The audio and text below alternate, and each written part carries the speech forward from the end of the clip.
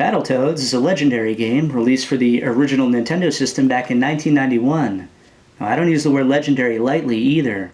The graphics, gameplay, and overall difficulty of this game really make it timeless.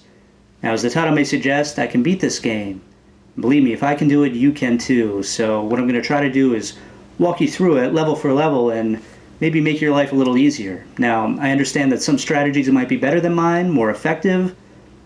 I don't know what to tell you. I'm just going to show you what I do, and hopefully I can help you out. So let's get started. The first level is not your typical side-scroller, because you can move around the board like in an arcade, and that's really the feel of Battletoads as a whole, an arcade game. As expected, it's a really easy level. It basically allows you to check out the different controls and get familiar with the range of your character. The basics are there. You can run, jump, and punch, and by tapping the directional button twice to run, you hit B to headbutt, or ram. You'll be doing that throughout the entire game. You'll see with this walking robot, I'll ram him, then give him room to come back before I break him into parts. If I don't do it like this, his helmet will fly to the left out of the screen, and I won't be able to ram it for extra points. You want to get in the habit of collecting as many points as you can, especially early on, because for every 100,000, you get an extra life, and in a game like this, every life matters. Check out this flying hell hog. You could actually get on his back and fly him after knocking him out of the sky. He spits fire, and it's fun to look at, but totally unnecessary. It's actually more of a nuisance, come to think of it, because the controls are a little awkward. There's no rush to get the one up here. Just line up your shadow on the ground with the shadow of the extra life and you'll be fine. The boss at the end of stage 1 is simple. It's a killer robot of some sort. Just avoid the laser shots, pick up the rocks that it shoots, and while it rests, throw them right back at him. All it takes is 3 hits. I think it's pretty clever that you never actually see the enemy as a whole. It's entirely from the robot's point of view, and I think that's pretty original. I don't recall seeing that in a game prior to this one. So now we move on to the Wookie Hole, a great name by the way, and you can actually skip this level with a warp in the very beginning of the first level, but we're going all the way through here and I'll show you all the warps later. The premise here is to protect yourself from enemies and obstacles as you descend down the hole on a rope. By leaning against the wall for a second or two, you turn into a wrecking ball and smash enemies on the opposing wall. Looking back, I'm pretty sure that Rash here is responsible for Miley Cyrus's career. Also, you could hang a safe distance from the enemy, press B, and smash them with your feet. When you kill these particular birds, you can use their beaks as swords. If you repeatedly hit their lifeless bodies before they fall down the hole, you'll get increased points and eventually an extra guy, but it's really hard to do with other obstacles around you. Now, the only reasonable way to kill these robots is with the wrecking ball, so be prepared. Gray ones will come later, and they're quicker and more aggressive also. As you see, I've reached the 100,000 point mark, so I got an extra life. Now, the display is limited to 5 lives, but each additional life that you get beyond those 5 does indeed count. I usually lose track because you can't really count them, but don't really worry about it until you dip below the 5. You can see the difficulty in trying to get an extra life here while also trying to avoid the electrical currents. Luckily I was able to do it here, but usually I have a harder time. Oh, see, I got greedy there because I didn't need to use the wrecking ball to kill that bird. The lesson learned is that you should just stick with your sword or your fist when the birds are in the middle. These 5 currents coming up have a standard right-left pattern, so quickly descend before they close and then pull up so that you don't hit the current beneath you. And just repeat that until you reach the end. They get closer to each other as you go down, so keep that in mind. I actually enjoy this level a lot. Level 3, or the Turbo Tunnel, is one of the most notorious levels in Nintendo history. Growing up, this was typically the point where my friends would give up because they couldn't make it past here. We all know why. The ending is ridiculous. Everything leading up to it is easy and self-explanatory, so I'm just going to jump to the good part. There are 5 sections that you'll have to complete. The first one is a basic up and down exercise, and avoiding the slabs of rock with a couple of jumps in between. Simple enough.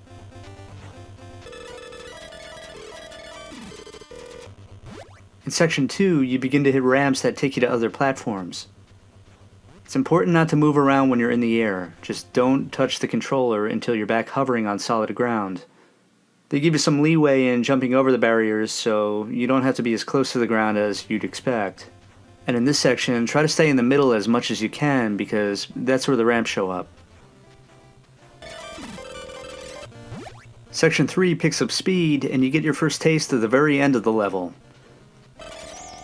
Again, stay in the middle for the ramps, but this time you have to jump to hit them. Just follow the shadows of the rat rockets to know where they're dropping the blocks. This is a pretty easy area right now. Be careful at the very end because the last slab is in the middle. I usually stay up in the screen. Section 4. After the initial wave of 3 ramps and 2 barriers, a ramp shows up on the bottom. Stay under the teal barriers and hit the hovering ramp. Now this is how I avoid the stone fists. I stay up until the first 3 are visible, and then I move forward to avoid the 4th fist. I'll pull back in the middle and wait to hit the ramp. This part is tricky because you have to jump platforms on your own and there isn't a consistent rhythm to jumping and landing. Focus your eyes entirely to the left of the screen and jump not at the moment that you hit the platform, but rather the split second before the platform ends. It'll definitely require practice if you haven't done it before. Disclaimer: there is no secret strategy in beating Section 5. It requires true gaming skill and a knack for increased rhythm. I'd compare it to something like beating Mike Tyson in Punch-Out. I don't have much to tell you except maybe work on your speed or your rhythm by buying some bongos or something.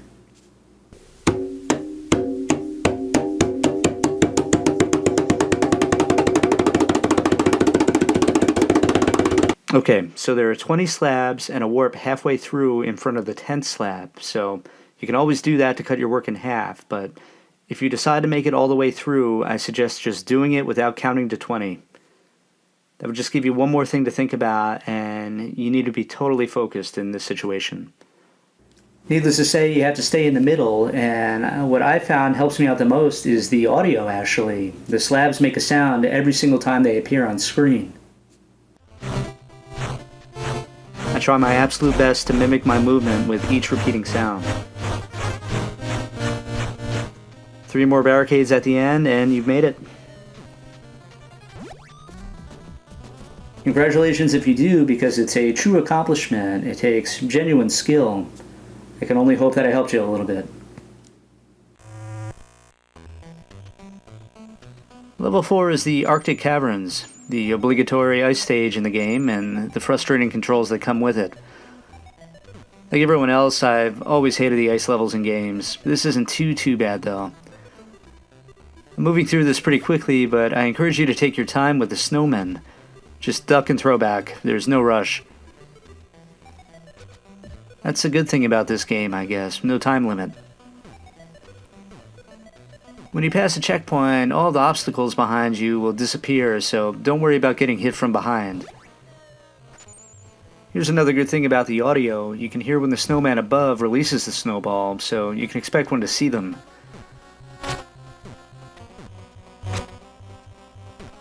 They'll turn into an endless pile of snowballs after you kill them, and you'll need those to break the wall.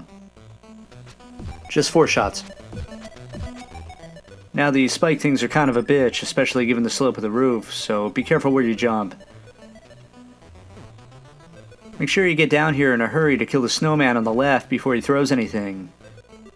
And by staying to the left, you'll avoid the giant ice block. You'll need to jump on it to get it to stop, then pick it up and throw it at the wall. Oh, this is pretty sloppy. It's actually probably best to throw it to the left, not directly at the wall, but hey, what are you gonna do? Pay attention because one stray snowball is thrown here, so duck before you jump. The icicle here falls at the same speed as you do, so as long as you jump under it and stay to the left when you get the chance, you'll be fine. Just duck and cover from the 1-1-2 pattern and make your way to the left. The next part has a different pattern, duck and jump basically. The snowball that you have to jump for moves quicker than the one that you have to duck for.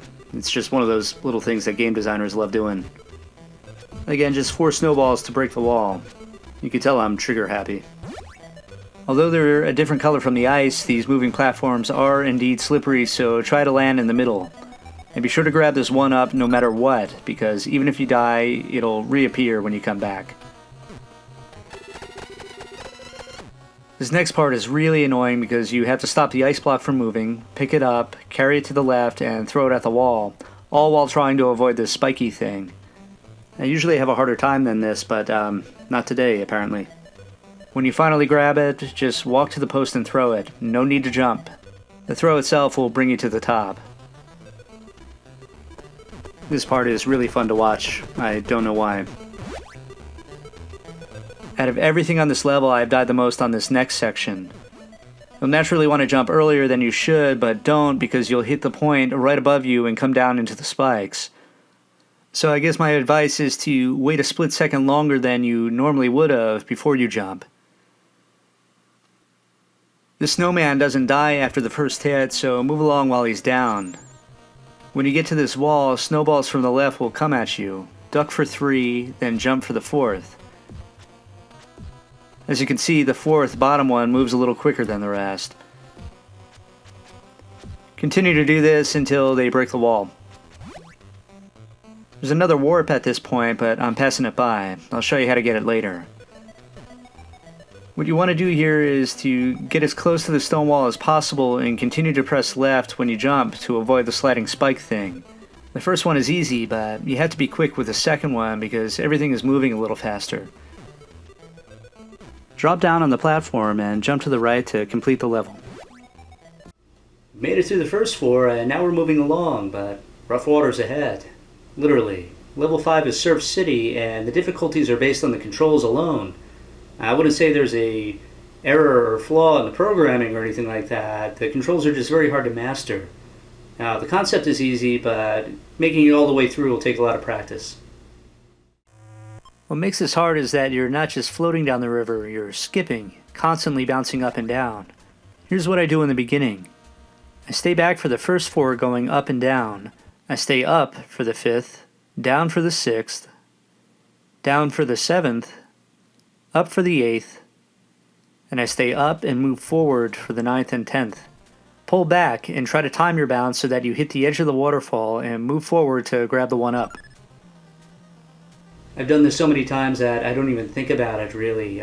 The patterns, like many things in this game, are permanently ingrained in my head.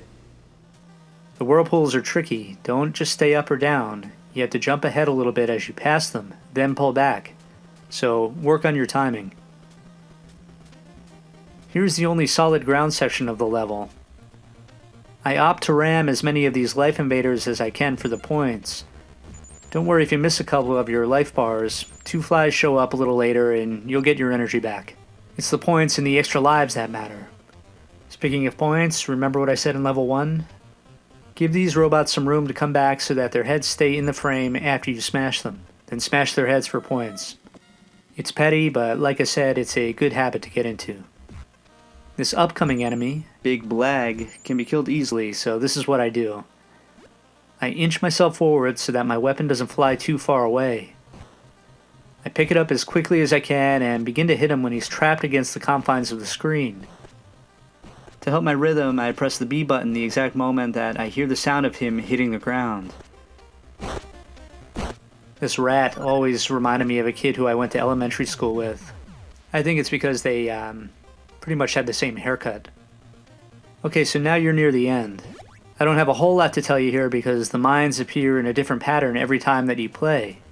I utilize the width and range of the river as best as I can, you know what I mean? I go up and down, forward and back. After the first waterfall, the speed picks up. What you want to remember is that after the ramp here, there's a 1-up. Push yourself as far forward as you can and line yourself up with a lower third of the river to grab it. Try to line your shadow up with where I put the dotted line. Be sure to pull back and give yourself room after you get it. Also, if you decide on moving in a particular direction to avoid a mine, commit to that direction. Don't hesitate. Look at my movements and hopefully you can get a feel for how to prepare. Luckily, there are only 3 mines after the third jump, so the very end is the easiest part. Level 6 is remembered as the Snake Pit, but it's actually called Karnath's Lair. Who knew? It's a classic example of trial and error in video games, whereas you're gonna die a few times until you memorize the snake patterns and movements. There are 4 sections, and this one is the easiest, needless to say. It has 3 snakes in total. You want to stay on top of them as they move from wall to wall, and to climb them while they move up, press the A button. No need to press up, you'll move automatically. Wait, what's going on here?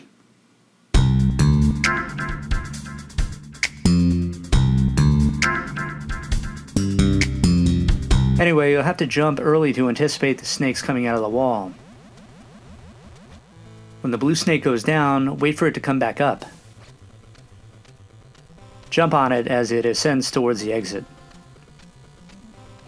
Section 2 has a warp in the beginning of it that'll bring you to level 8, and I'll show you how to get it later. There are 6 snakes in this one. Drop down and stay as far left as you can to avoid the spikes. Jump over them and follow the snake to the wall. Allow yourself to drop down to the platform and follow the second snake up while jumping over the same spikes again. This is the hardest part of the section, and there may be a better way to do it. I wait until the end of the tail, and then I jump lightly to the front of the snake to avoid the spikes above and below. The 4th snake only requires you to jump over 3 spikes. Wait until the 5th snake begins to create safety over the second set of spikes, and then stay there until the front comes around. The final snake just moves in a straight line towards the exit, but it's a little quicker, so take note.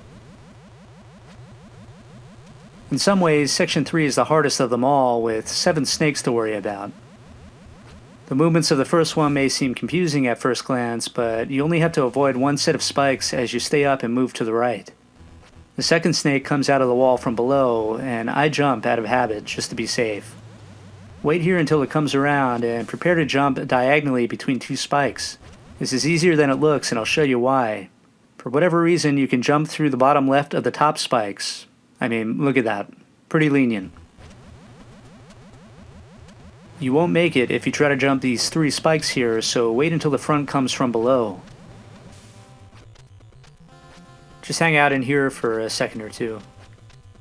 Jump twice over the bottom spikes while avoiding the top one. The next snake is fast, and there is 1 set of spikes, so be quick. The 5th snake is a gimme as it just brings you to the right. Jump about here to make it through this pattern. And then jump once to make it to the exit. Start this one by abandoning the snake and jumping left to the platforms. Catch up to it and wait for the second of 4 snakes. It comes out from the same hole that you're waiting at. This part really sucks. Run to the left and stay in place, and then time your jump so that you land on the 3rd snake. You can't go wrong here, just follow it to the left. And now the hardest part of the whole level, the final snake. Jump up to land on it, then climb to the top. Run to the left and stay in place until the last possible moment. Then jump to the right and land on the snake to get the hell out of here. The Fire Zone, or Volkmeyer's Inferno, is next. You'll see almost immediately that it's very similar to the Turbo Tunnel in design and concept. The difference that you'll notice right away is that killing the enemies is a quicker process, just 1 hit. And while this level also ends with a vehicle challenge, getting there is a little more difficult. Say, for instance, these 3 logs. The first one allows you plenty of time to react and jump on it. You can pretty much land on it while it's coming towards you or as it's moving away. The second one isn't like this though. You'll have to wait and jump at the exact moment that you see it coming into the frame, because by the time you come down and land on it, it'll change directions. Pretty sneaky. And the third one is exactly like the first, so it's really only the second log that should give you trouble. This part coming up kind of reminds me of the swinging crane in Karate Kid. You have to quickly react to the rat rockets coming from both directions. I headbutt them here, but you don't have to. You can just time an ordinary punch to kill them. The next time they show up, there are 4 of them and they move faster. You definitely don't want to headbutt them this time because, well, you see what happens. Just stand in the middle and punch. There are 2 more enemies and then the board literally turns into a fiery hell pit. I really love the graphics here. The second half of this level is a lot like the Snake Pit in that it requires a lot of memorization. So really the most that I could do for you is show you what comes your way. There are, again, 5 sections. In the first, you have to move through the openings of these electrical barriers. It starts off with 4 before there's a break. There should be just enough time to react as to where the openings are, so move accordingly. The next part has 8 barriers. After these, there are 4 that separate as you approach them. Go up, down, stay in place, then up again. Move forward to about here and go up, down, and up. The fireballs in section 2 come at random, and I usually stay up. It's not totally safe up here all of the time, but it's where I feel comfortable. At this point, an extra life appears in the middle of the screen, so you want to get down there to anticipate it. Try not to go down too soon because this is what can happen. If you're willing or able to count it, the 1-up comes after the 46th fireball. I just use an internal clock to know when to start moving down. As you saw earlier, that clock isn't exactly perfect, which is probably why I always oversleep. It seems never ending, but by the time you get the 1-up, you're about 2/3 of the way through. And it's important that you always try to get it, because even if you die shortly after grabbing it, it'll reappear when you restart the section. And that's not the worst thing in the world, because your point ticker is still racking up the points after you continue. Theoretically, you can keep intentionally dying after you get the 1-up and just rack up your score. This section is high anxiety. Again, there's no pattern to the bombs, so just stay a little up in the screen above the black line while they rise, and then move below the line when they fall. That'll buy you some reaction time. There are 4.5 waves of bombs here, and in each wave the bombs move at the same speed, so at least there's that. What makes this really hard though is that the bombs start falling before they're even finished rising, and vice versa, so there's virtually no time to prepare. The 5th wave is the shortest because the bombs only rise and there's a 1-up at the very end of it, so be sure to stay as high up as you can go. Alright, things get a little crazy now. Stay just above the black line for the first 3, stay in place, then go up, down, down, up, up, then come back to where you started. After 3, immediately move forward as far as you can go. Pull back, move forward, then pull back before the very last section. The electrical barriers will blink and reveal where you need to go. It'll increase in speed and it'll become very difficult to react. I don't think it's useful to look back and forth between Rash and the barriers to see where you're lined up. I keep my eyes focused entirely to the right of the screen where the barriers appear, and I use parts of the background as visual reference points. I'll line them up accordingly by using the corner of my eye without actually looking over. It's kind of like parallel parking a car or hitting a curveball. You just have to trust your hand-eye coordination skills. Even so, you need to know which directions to go beforehand, especially towards the end, so study this section if you need to memorize it. I had to do this several times before I got good at it, so don't give up, don't get discouraged. Truthfully speaking, that is my least favorite level in the entire game, but... Alright, so we made it through the first 7 levels. Some easy, some very difficult, but believe it or not, the worst is yet to come. Before we get there, though, we have Level 8, the Intruder Excluder, or simply known as the Elevator Shaft. They start you out with a weapon right away. You don't need this pole to make it all the way through or anything, but it proves to be very useful, even in ways that aren't so obvious. The goal is to make your way to the top of the elevator shaft, where you'll eventually face the boss, Robo-Manus. These springs may look easy to use, but they're not. Jump on them, then hit A again, shortly after the spring starts moving up. Obviously, time yourself so that you don't get electrocuted here, and smash this extra pole for points. If you die at any point shortly after this area, you'll be restarted back around here, and the pole will be on the wall again for you to take. What's cool is that you can make it through these electrical currents before they're fully engaged. Always go for the 1-up, but wait until the opening is to the right of you so that you can bounce off of the beam and head to the left. Head back up and get this guy out of the way. Using the pole to kill enemies garners less points, but it's totally worth it on this level. These are literally bouncing globs of snot, and they're very unpredictable. Press B rapidly to get it off of you if you're stuck. Oops. Like I said, grab the second pole and make your way back up.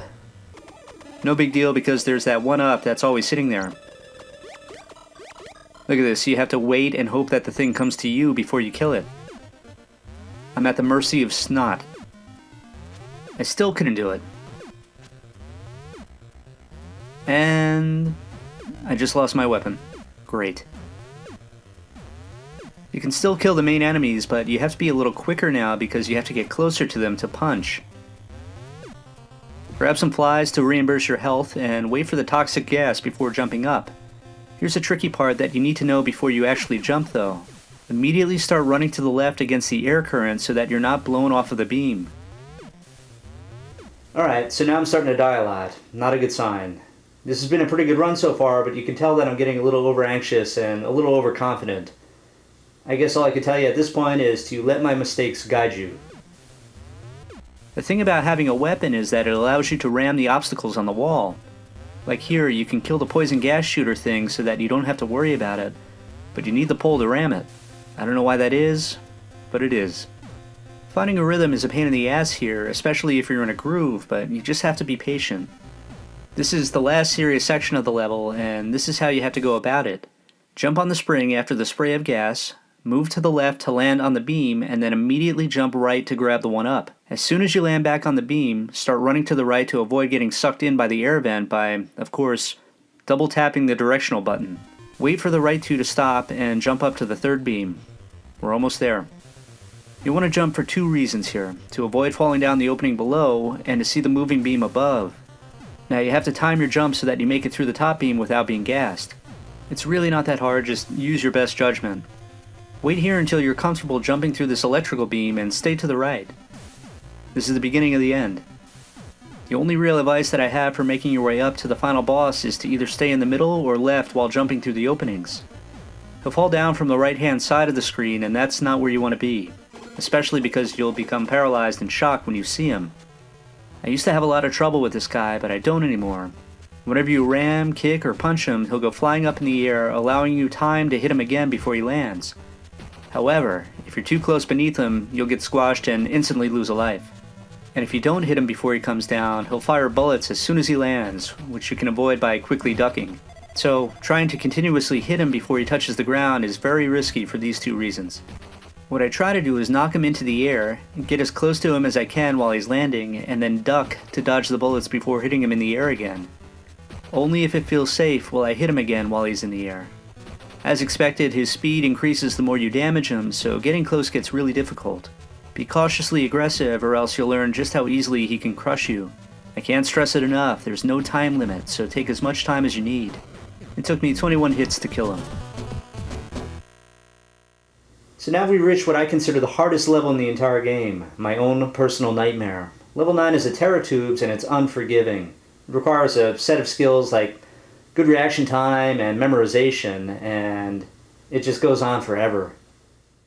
Right off the bat, you have to duck to avoid a shot from an enemy that you can't even see.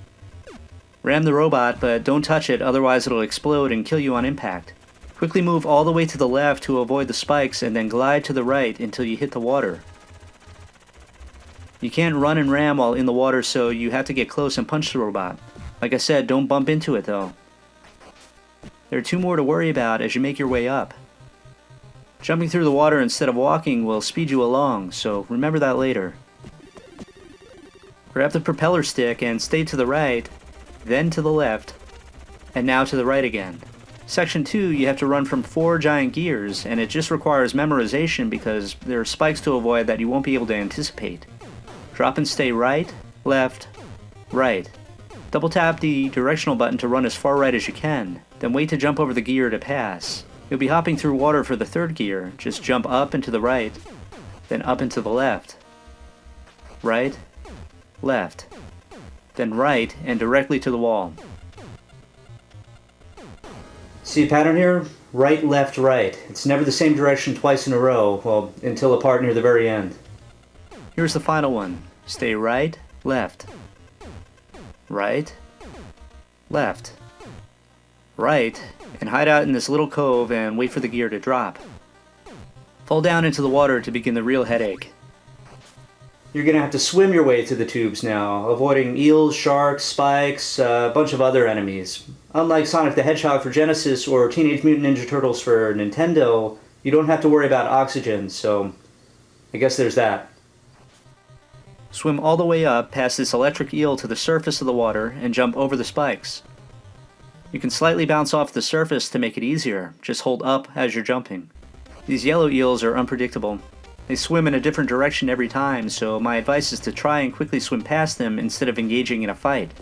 Ram the robot, but watch not to fall into the spikes. Jump over them and stay low to avoid the fish. Stay along the base of the tube until about here, and then swim up to avoid the other fish. Drop down, be careful of the spikes, and quickly swim under the hole before any yellow eels come out. The gray eels you want to smash. 2 hits should do it. Go underneath these spikes and swim up. Again, kill the gray eel. A shark will show up above you, and it's best to punch that too. For the second shark, go left against the wall, turn around, and smash him. Quickly swim up and get the extra life, and swim to the left to begin the second to last section of the level. Stay right as you drop down, then left. Drop as closely to the spikes as you can while swimming to the left to ensure that you don't swim up and hit the edge of the tube. Drop down, stay right, and then do this little trick. Hang out near the wall until about here, then drop down to the spikes to let the gear pass. Otherwise, you risk the chance of getting hit by the gear while swimming up to avoid the spikes below. Are you with me? There's a trick that you can do here where you stay down near the spikes and just punch. Resh will stay exactly in place when he does this, so that eliminates the possibility of swimming up and getting killed. I don't know, that's a little cheap though. Call me old-fashioned. Here's the worst one. Drop down and stay right while swimming up to avoid the spikes. The rhythm of your swimming might be a little off here, so hold on to A and press up as you near the surface. Don't let go of A until you land here. Drop and stay left. Jump through the water to gain some ground, and then stay right and swim up. Keep staying right and up all the way through here and drop down into this little area while avoiding these spikes. They don't give you much room here, so stay as close to the spikes as you can before swimming up. This is the final section of the level, and it's pretty absurd. Thankfully, there's a 1-up in the very beginning of it, and so if you're able to grab it after you die and restart, then you should have plenty of opportunities to practice what to do to make it through. The first thing that you have to do is swim to about here and knock the shark away. Jump at the surface, then over the spikes to grab the extra life. Take the propeller down, left, right, and left. You'll find a rubber ducky that you have to kill as it's facing away from you. 7 punches. There are 2 more below, and they swim at a faster speed than you, so hit them as many times as you can, then jump closer to finish them off before they turn around. These things will kill you with 1 hit, so be really quick. Oddly enough, this isn't the first time that a yellow rubber ducky has appeared in a very hard Nintendo game. There's also one in Silver Surfer.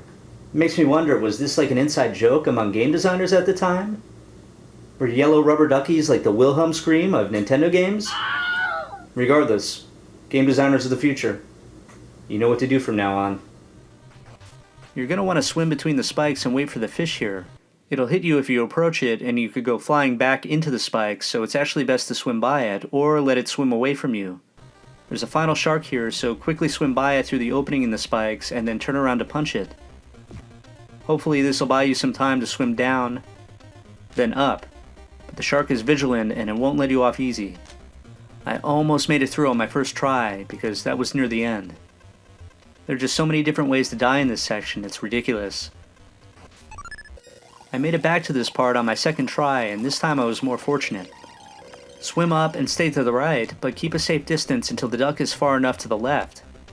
Jump up and land on this sliver of wall here. Grab the propeller and stay close to the middle, adjusting slightly to the left and right, back and forth, to avoid the spikes. Stay away from the wall to the left because the shark is still somehow able to bite you. After the 6th one, quickly move all the way to the right to make it through. It's my opinion that if you could reach the point where making it through that level isn't that difficult, then you should really have no problem making it through the rest of the game. However, many people claim that the next level is the hardest one. Level 10 is the rat race, and you'll find yourself going down the elevator shaft this time. It's divided into 3 sections before the boss, and in each section you'll be racing a rat, so the name of the level is pretty literal, I guess. This third gas shooter is timed differently than the first 2, so wait a second. At this point, the rat will appear and you'll have to race him down to a bomb before he detonates it. The important thing to note is that you automatically run when the rat shows up. There's no need to double tap the directional button. The pattern of the openings is left, right, and when they appear continuously, you want to fall through them without hitting the edges because that'll slow you down, and speed is the name of the game here. There's actually a way to finish this level near the first bomb without having to race the other rats or face the end boss. Make your way down to about here and wait for him to almost catch up to you. Drop down to the bomb and wait until he hits the wall before you kick it. Quickly ram him, then kick him. This will end the level. I'm not sure if this is a glitch or just a secret, but it could definitely help you move on to the game if you're having trouble completing this level, and I know a lot of people do. If you're a purist, then simply move on to the next section. There's a tricky part coming up. You have to fall while moving left for 3 beams while staying as far right as you can go so you don't get gassed. Then quickly move right so you're not sucked into the vent. Run through the opening before the final shot of gas and get ready for the second rat. Not only is this rat quicker than the first, but the downward path is more challenging. After the 4th pair of purple beams, just drop straight down. I know your instinct tells you to run left, but just try to remember. You can drop through these moving beams without moving much yourself if you find the right location. At this point, you should be far enough ahead of them to allow a few mistakes, but don't get too comfortable. The bomb is on the right-hand side now, so kick it and stay as far right as you can go. When you drop, you'll fall down to the second beam, which will help you avoid getting hit by the ball. Stay here and wait to run once the gas is clear. Do this 3 more times until the final rat appears. Now things get ridiculous. You'll have to use the same strategy as before, dropping and quickly hitting left and right to avoid touching the beams. Quickly find a rhythm here to make your way through. You definitely need to be ahead of him at this point, and I find what helps me is hitting the directional button to turn shortly before the end of the beams. Since Rash is running, there's a slight overcarry because of momentum when he stops, so I start changing directions right about here. It's a risky move because it can completely screw you up, and I wouldn't suggest it until you're totally comfortable with the sensitivity of the controls. Is this actually a third rat or the same rat that keeps coming back? I have no idea, and frankly, I don't care. Neither should you. Focus on the game. He'll catch up to you at this point, but don't panic. Wait until he comes up from behind, then try to hit him if need be. This will send him in the opposite direction, and it'll buy you a second or two. However, missing the hit will set you back a second or two, so be sharp. You see, I let him go by there because I didn't want to risk it. If you do everything well, you should drop through the final opening before the electrical current shows up, and down to the bomb, which is in the middle. You think that after all of that trouble, the level would end, but no. There's the final boss, General Slaughter. He won't move until you hit him first, typically by ramming then punching him, and the good news is he's pretty easy to kill. He'll move from left to right and gain speed the more you hit him, so knock him in the ass a few times to get him going. As you see, he'll bounce in the air when he hits the wall. My strategy is to jump over him and ram him while he's coming down from his bounce. After some damage, he'll start to move in the air before he comes down from your first ram hit, and it gives you a good opportunity to stay left and ram him again. This pattern is so easy and predictable that you really shouldn't have that much trouble, just as long as you follow this strategy. Jump, ram, ram. This boss is really crazy looking, with the spikes and his mouth wide open and everything. He almost looks satanic. I guess what you want to do is just beat the devil out of him. So here we are, the final 2 levels of the game. Before we get there though, I'd like to show you all of the warps.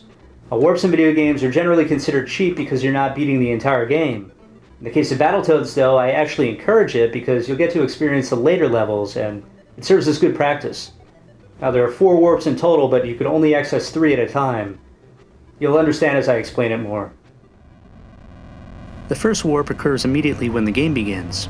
You have to be very quick though, and this is how you get there. Double tap left to run and ram the first enemy, and then do the same thing to the right. Quickly jump up here and you'll be brought to the third level, the Turbo Tunnel. Remember, it's important that you start with the left enemy because you want to be heading in the direction of the warp as you kill the one to the right. This is a good warp to take if you're trying to make it through the game, but there are benefits in avoiding it. For example, in level 2, you can gather up a bunch of extra lives before you make it to the Turbo Tunnel, should you decide to play through. And like I've said, extra lives are very important in this game because it's a lengthy one. The warp in level 3 occurs at the very end, during the most notorious part of the game. For some, this is a blessing because taking this warp is the only hope in making it through here. It appears in front of the 10th slab. After avoiding number 9, you'll be moving down, and you just want to stay down as if to crash into the 10th one. There you have it. You'll be brought to level 5, Surf City.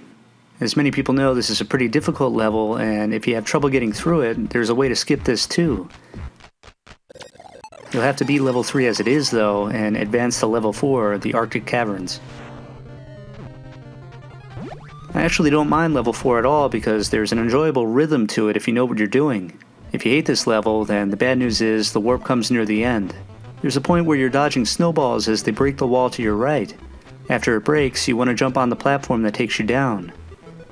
Go down a little bit, and then start jumping up repeatedly until the platform brings you back up to where the warp appears. You'll find yourself in level 6, the Snake Pit. The warp shows up in the beginning of the second section, and so make it through the first section as you normally would. Thankfully, it's very easy. To get to the warp, climb the first snake, then jump around here. Stay right in between the spikes on the platform below. This one is huge because you'll skip past Volkmeyer's Inferno onto the elevator shaft, but from that point on, you're left to fend for yourself. No more warps. Level 11 is the Clinger Winger, and it's very simple in concept. In fact, I think it's one of the easiest levels in the entire game. Many disagree with me though, and for good reason. I'll tell you why. First, let me explain what this is all about. You get on your vehicle, and the point is to race away from the giant orb, or buzzball, before it catches up with you. You'll be going in different directions as the arrows will indicate, and what you have to do is hold down the directional button accordingly before changing directions. Simple, right? Yes and no. If you attempt to turn corners too soon or too late, a rash will momentarily slow down and the orb will gain distance on you, but it's very difficult to notice. That's how precise the controls are. It'll seem like you're doing everything correctly, which makes dying here even more agonizing. And here's where the problem lies. The NES console was released in 1985, and this game is from 1991, remember. The only televisions that were widely available to consumers during this gaming period were CRT TVs or tube TVs. Now, if you're attempting to play this game on an HD TV, even with an original NES console, and even on a game mode television setting, then you're going to pull the hair out of your head because there's a slight delay and it makes levels like this nearly impossible. I'm actually not familiar with emulators, but as far as HD TVs go, it's nearly impossible to complete this level. I've tried. The input lag is just far too great. Good luck playing Mike Tyson's Punch-Out with an HD TV, by the way. Regardless, this level plays out like an early version of Guitar Hero or Rock Band. Easier though, in my opinion. That's the best way to put it. You have to react to the directions, up, down, left, and right, as the turns appear quickly on screen. Now imagine playing Rock Band while the calibration is off. That's what I'm talking about. It's one of the few benefits of owning a CRT television these days, I guess. There aren't any checkpoints here. If you die, you have to start the race from the beginning. When you get to the end, you actually have to fight the giant orb.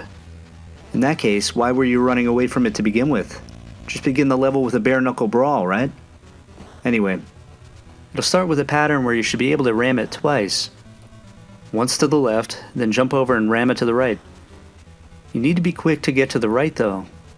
As you'll see, it's a little tough to get over there, but I found that this is the most effective method. Continue to do this until the pattern of the orb changes. At some point, the orb will start bouncing up high in an attempt to squash you. When it goes off the screen, you want to get out of the way, so jump, but not immediately. Wait a half second to jump up and over. It's all about the timing here. Also, the orb will usually do a short bounce after coming back into the screen, and that's a good place to ram it, just as long as it doesn't bounce hard and fly out of the screen again. Given how late in the game it is, I think it's a very easy enemy. It doesn't shoot any projectiles, and the pattern is very easy to counter against. Getting to this point with the lag in your television is obviously the hardest challenge. So this is it. The Revolution. The final level. Unfortunately, it's not that easy. You can totally make it through though, and I'll try my very best to help you. Immediately, you're attacked by an enemy. Ram him 3 times and then grab this pole to use as a weapon. Hop on the small individual platforms to make your way up. Since your perspective is constant, the background will move in accordance to your movement, you know what I mean? Jump up and to the right, and the platform will seem like it's coming towards you even though you're jumping towards the platform. You might need to play it to understand. Just try to follow along in the meantime. Avoid the moving spike ball and find the small platforms to the right. The green ones disappear after a few seconds, so be quick. The yellow platforms are weighted, so they'll drop a little and then come back up once you're off of them. Here comes the second hornhead. Ram him to the left once, wait a moment, run to the right to avoid his attack, and then immediately counter with a second ram to the left. Do that one more time to kill him. There's a rhythm to it, and once you get it down, he's easy to defeat. Otherwise, he'll be a total pain in the ass. These springs will need some getting used to for later on. These particular ones stay still, and so you have to jump towards them. Just go for it here. Trust yourself. Don't fool around. Now the third of these guys. Same thing as before, dodge then counter. Run to the left here to get to the spring, and the bouncing spike will be following you instead of coming towards you because you're going around in a circle, get it? Really brilliant game design, especially for the time. You'll need to hit this fourth enemy 4 times instead of 3. Once you get the rhythm down, you'll see that killing him with the ram attack is more reliable than your weapon. These windbag things that start to show up are less dangerous than the previous enemies, but they're much more annoying. Hitting them with the pole is easy and ideal, but if you lose the pole along the way, it's a test of patience. You have to wait for them to come down before you could ram them, and the timing is difficult. Now the red hornhead. If he bites you, you'll be killed immediately, so don't get close while his mouth is open. You want to apply the same strategy as the yellow one, but just a little quicker in reversing your direction to ram. This is the first checkpoint, by the way, should you die. Take note, the green springs bounce you higher than the yellow ones. Oh, another one. If you lose your rhythm, use the pole as a last resort. It can help you get back on track. Okay, kill the swell cheek from behind, but never get in front of it or else you'll get gassed. Wait for the one above you to move to the right, then immediately jump up and run to the right with it. Quickly jump on the mini platform and then jump up. Stand still and wait for the 2 enemies to drop bubbles next to you and then start running right, but not too quickly. Avoid running into the next bubble around the corner. And the one after that. Just get the hell out of here as fast as you can. This is what I was saying before, when the green swell cheek comes down like this, you have to time your ram attack. It'll move slow or it'll move fast, you just never know. You should be able to indicate which speed before it turns the corner, however. The timing is tough though, as you can see. Obviously try to hit the thing with a pole whenever you get the chance. If not, you have to resort to ramming and it just takes forever. I hate these things so much. Finally, you can get out of here. Believe it or not, this is where it starts to get complicated. The small platforms begin to move along with the tower, and when you land on one, the movement perspective will stay with you as you technically spin in circles, even though it looks like you're standing still. It might be best to use your imagination a little here. It should go without saying, by the way, that the music in this game is absolutely brilliant, as if this level wasn't intense enough. When you get to the part with the moving springs, you'll have to wait until about here before you jump up to the one above you. When it's coming from the right, you'll be bouncing a little, so jump about here while you're about to bounce up. You'll notice that when the spring has a white top, you'll bounce, but not when it's upside down. Again, jump at the same point as before. This is important to remember. When you spring past the spike ball onto the next platform, you have to run left and jump up to grab a pole, but don't press down. You need to hang on to it and dangle as the face blows air towards you. If you don't, you'll die right away. There are 2 green disappearing platforms to the right. Go up and find the next green platforms, but don't jump right away. Wait until the first one disappears, then reappears before jumping in succession as quickly as you can. You'll only have a split second to land on the top one. You've made it past the second checkpoint, by the way, if you've come this far. The same strategy applies to the red hornhead from before. Wait for the poles and jump about here. Remember, don't touch anything on the D-pad, just stay there and dangle. When the face leaves, another small platform will swing around underneath you, so hit down right here. This yellow hornhead takes 4 hits with the ram attack. Remember the pattern and try to get into the rhythm. Jump here for the mini platform coming from the left, but watch out when you advance up because, well, this can happen. It sucks, but they don't put you back terribly far from this point.